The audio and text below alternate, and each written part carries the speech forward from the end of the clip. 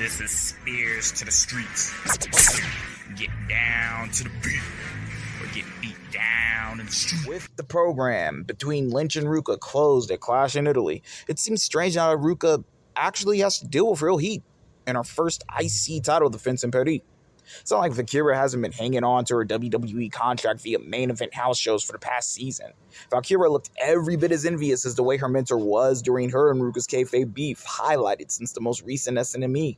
An early botched kip-up from the challenger stripped away the facade of what civility could have been, as if there was any room for that, since from the opening bell, Valkyria was focused on British strong-style joint manipulation.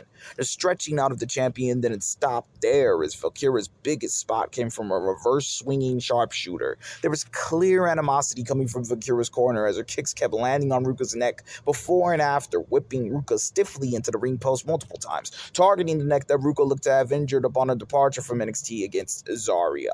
The source of such underhanded, jealous acts can be found by the semi-tele-to-tape from the announce table about the two fighters' histories. Valkyria may be a well-trained pro wrestler, but Ruca is a gymnast. That's what makes Ruca special, her versatility, which had the French crowd eating out of her hand as she glided across the mat in a walking handstand and marvelously put on both a picture-perfect tornado DDT and German suplex spot, and then it botched her kip-ups, with no hands at that.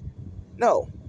Even though a glimpse of Ruca was worth the night's ticket alone, the glaring issue of Ruca's finishing neckbreaker, as lambasted in the past month by Jim Cornette on his podcast, reared its head.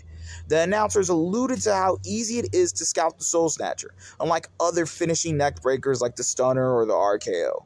Though Ruca did get it off for the win, Valkyria had no problem countering the finisher a couple of times before allowing herself to succumb to it.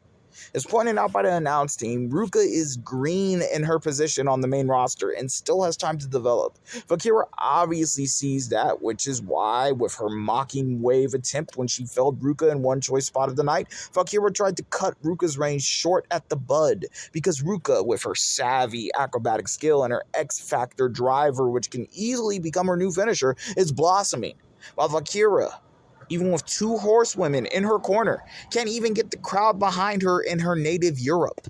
When the stakes were realer than kayfabe, Ruca survived and retained against Becky Light, who, in this case, for Ruca's first title defense, posed more of a threat at a house show than the genuine article on the past two PLEs Ruca stole the show at.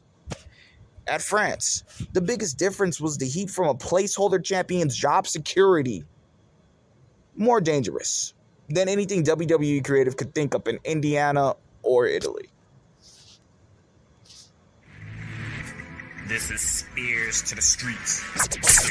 Get down to the beat, or get beat down in the street.